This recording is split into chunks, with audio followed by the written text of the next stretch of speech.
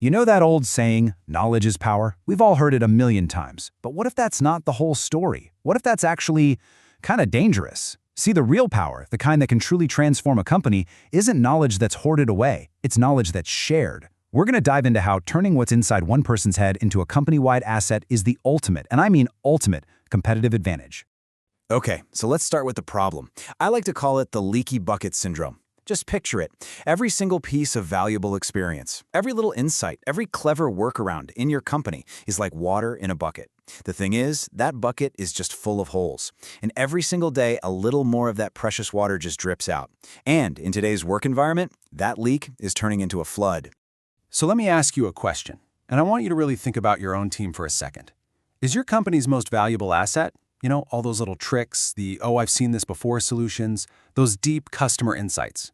Is all of that just walking out the door at 5 p.m.? Or worse, walking out for good every single time somebody resigns? And if you think this is just a tiny leak, well, think again. In just one recent month, 4.3 million people in the US quit their jobs. Let that sink in for a moment. That is not just a statistic. That's a tidal wave of expertise, of experience, of institutional memory just washing out of companies, leaving this massive gap behind. So how do we even begin to plug this drain? Well, first, we've got to understand exactly what kind of knowledge we're losing, because you know what? It's not all the same. And I absolutely love this analogy. To bake the perfect cake, you need two things. You need the recipe, and you need the chef's touch. And this is just so important. Shared knowledge isn't some dusty old folder on a server. No way. It's a living, breathing exchange of ideas, data, and hard-won experience. It's the difference between having a team of individuals and having a true collective intelligence, a kind of hive mind that makes every single person smarter.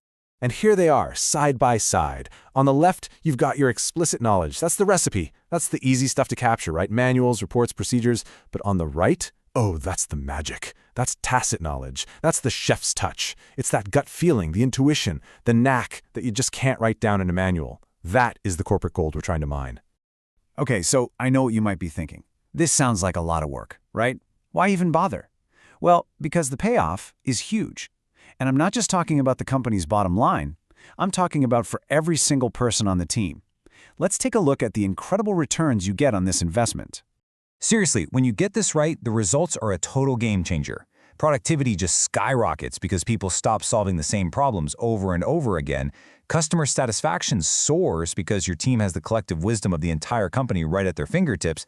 And most importantly, you create a permanent brain trust that outlasts any single employee. And what's really cool is how these benefits all build on each other, creating their own momentum. You can see it right here. Higher productivity and agility, they don't just happen in a vacuum. They build a stronger, more collaborative culture. And a great culture, well, that's what makes your best people want to stick around. It's this powerful, amazing upward spiral. Look, if you remember just one number from this whole explainer, please make it this one: 94%. 94% of employees said they would stay longer at a company that invests in their learning.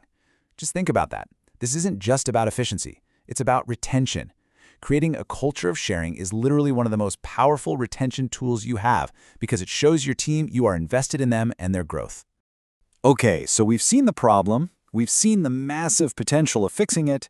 Now for the most important part, how do you actually do it? I know it might sound like this huge abstract goal, but we can break it down into a simple, actionable blueprint. I want you to think of it like a 3-stage rocket. Stage 1, you build the foundation. That's the culture. Stage 2, you add the engine. Those are the tools and the infrastructure. And then stage 3, you ignite the whole thing by empowering your people. So let's look at each stage. First up, stage 1, the culture. And honestly, this is the most crucial part. This is all about moving knowledge sharing from a nice-to-have to a non-negotiable part of your company's DNA. It has to be something you actually live, not just something you stick on a poster in the break room. So how do you build this culture? Well, you start by making onboarding a treasure hunt for internal wisdom, not just a paperwork drill.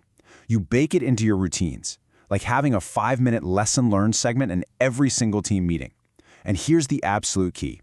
You publicly celebrate and reward the people who share their knowledge. You turn them into heroes. All right, now for stage 2, the infrastructure. Look, a great culture is the will to share, but you also need the way.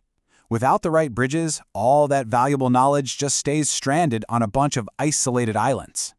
This basically means building two kinds of bridges. First, spaces for interaction. Think collaboration zones in the office, or dedicated Ask the Expert channels on Slack. Second, and this is so critical, you need one central, searchable library, a single source of truth, so people spend their time actually working, not just hunting for information. And that brings us to the final, and maybe the most important piece of the whole puzzle, your people. You can have the best culture and the fanciest tools in the entire world, but if your team isn't motivated and empowered to actually use them, you've got nothing. This part is all about removing friction. You empower your subject matter experts by giving them a platform, like informal lunch and learn sessions.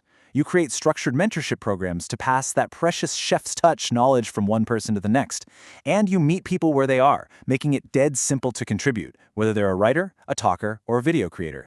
Phew, we have covered a lot of ground, from the problem of the leaky bucket all the way to a blueprint for building a culture of sharing.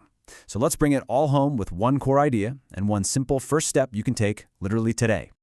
This right here is the ultimate goal. This is the paradigm shift. It's not about loss prevention. It's about asset creation.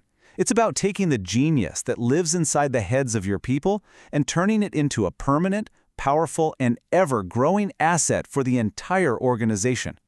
So I'm going to leave you with a challenge. Forget all the big corporate strategies for just a minute. Just think about tomorrow.